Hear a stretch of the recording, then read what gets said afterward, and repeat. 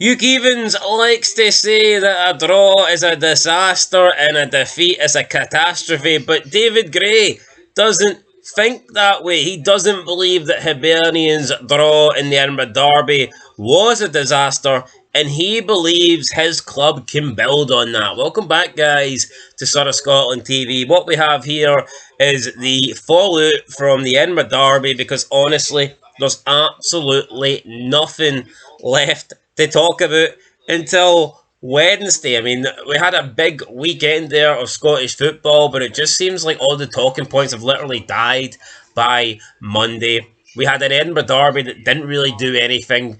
Both teams 11th and 12th. Both teams still 11th and 12th. The gap at the top didn't change. The top three teams in the league continued to win. So yeah, just a quiet weekend. But yeah, let's talk about David Gray. And we'll also talk about the fact that Neil Critchley wants to sign James Wilson to an extended deal. And I say sign him. The guy got the equaliser. Looks like a young, promising talent. So yeah, get that contract signed. But let's talk about David Gray first. He had the following to say about the draw at Easter Road. He said, quote, "Sometimes you need to hit rock bottom to start building again.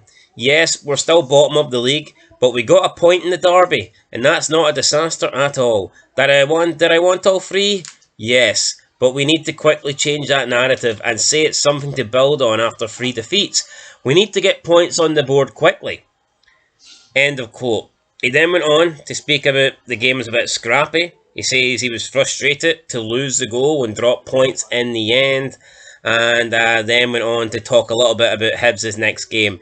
And he said that the players let themselves down in a vital moment, conceding that goal late on to lose the victory and to drop the 2 points. But for me, I mean, I think David Gray needed to win more than Neil Critchley. Neil Critchley's came in, he's got 2 good results, and he's got the Hearts fans off his back in the meantime. Had he lost against Hibs, I'm sure he would have come under pressure again.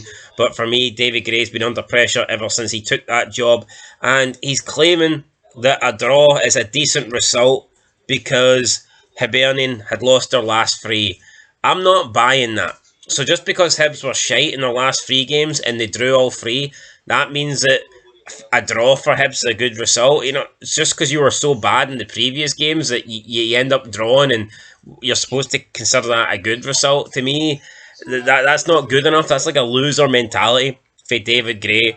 If that's the case, then why doesn't every manager just lose 3 games in a row? So therefore, when they finally draw a game, they're going to treat it like a success rather than, you know, what it actually is. And it's a draw. It's two drop points when they were leading the Edinburgh Derby in a game that they must win. You know, you go into a game bottom of the table, you need to be winning that. You need to be clawing yourself off the bottom. So I'm not convinced that it was a good result for Hibs. Don't think it was a good result for Hearts either.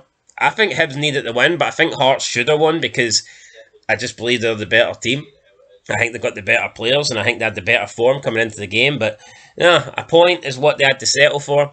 And as for James Wilson, Neil Critchley has said that Hearts intend to extend the contract of the teenage striker after he came off the bench to score the equaliser in the Edinburgh Derby. Not really going to go into details, but he did say that he's looking to sit down soon and keep James Wilson at the club for the foreseeable future. And I think at the moment Hearts have quite a lot of good young players on their books. Well, I say good young players. Players that are coming through that have potential to be good, and it's promising because you need that. You know, I think every team wants to have a core of young, talented players that you look at and think maybe in a season or 2, you know, these guys can break into the the first team. These guys can try and hold down a place in the starting 11. So yeah, hopefully Hearts get that deal over the line, and I'll catch you guys in the next one.